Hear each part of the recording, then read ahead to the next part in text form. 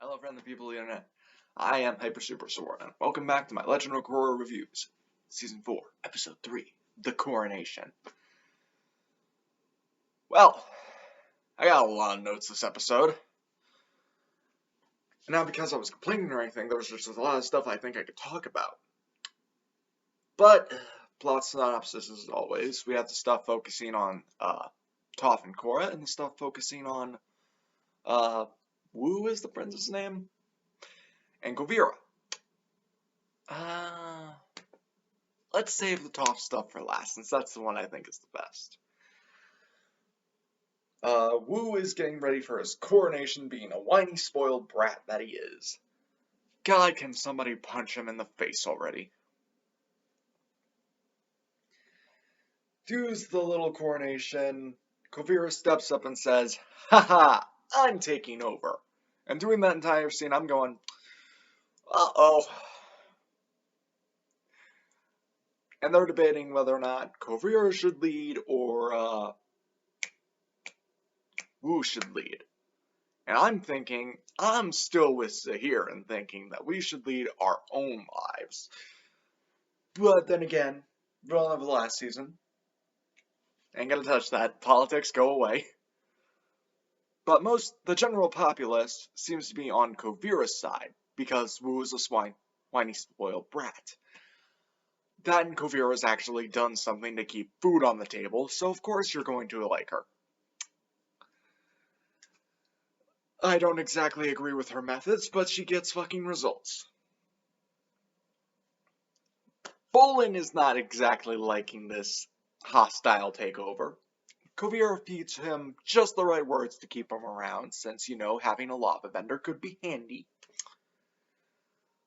Eventually, Sue and Kuvira get into a fight. Not literal fight, but they're arguing about stuff. When the Earth Queen was killed, they were asking Sue to step up and be the leader. She said no. I frankly say no too. Not my problem. And it seems like Kuvira wants to take over Zafu. Yes, that is the Metal Clan's name. Zafu.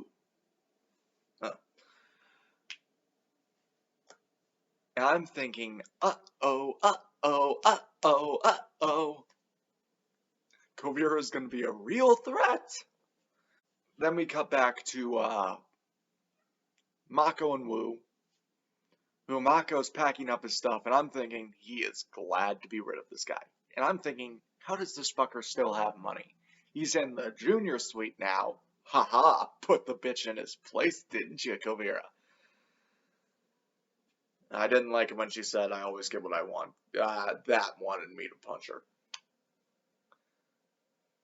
But I'm still questioning, how the fuck does this guy have money still? I mean, Kuvira has control over most of the Earth Kingdom now. I'd say like 92%. But hey, maybe that can keep a junior suite and maybe some food on the table. I'm not sure about Mako's paycheck though. He starts losing his mind when he sees that people have Kuvira t-shirts. I've never seen t-shirts with political officials on it, and I doubt they'd be sold in Republic City. But then again, gotta keep those friendly faces for those trade disputes now, don't ya? He eventually loses it, goes to like this recreation, a small recreation of the royal palace, and Mako doesn't slap him upside the head, but gives him some words. It's just like, do you even want to be leader? At least Kuvira has done something in the last 3 years. You've done nothing but be a whiny, spoiled brat. And then they have to get out of there because people are hunting them. Because Wu antagonized them. And also, Eska, the waterbending twins are in this episode too. There was a little funny moment there. Yeah.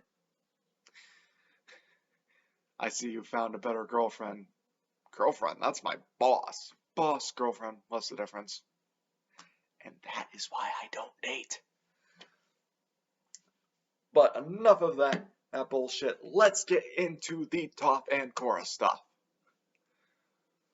Toph agrees to train Korra. And I'm thinking, Toph has trained 2 avatars, and she says, out of all the avatars I have trained, you have gotta be the worst. I know it's only been one other, but still. Oh god, Toph is just as hilarious as she was in the last show, in my opinion. As she fucking kicks the crap out of Korra, training her. At one point goes, I forgot how much fun I've had tormenting the Avatar. Tough, old lady Toph reminds me of my grandma. Tough, but still loving. Eventually we find out that Korra's still got some metal inside of her. And they're trying to get it out. Out. Always tense, always stressed. Yes. That does happen. So, Toph says, okay, fine, you don't want it out. You want it out, you bend it out. Now, it's just like, you want help, but you don't, so I'm not going to give it to you until you fully want help. So I'm not sure when we're going to see, because Korra can metal bend, how or when she's going to get the metal out. Oh, and according to Toph, her daughters don't know how to metal bend.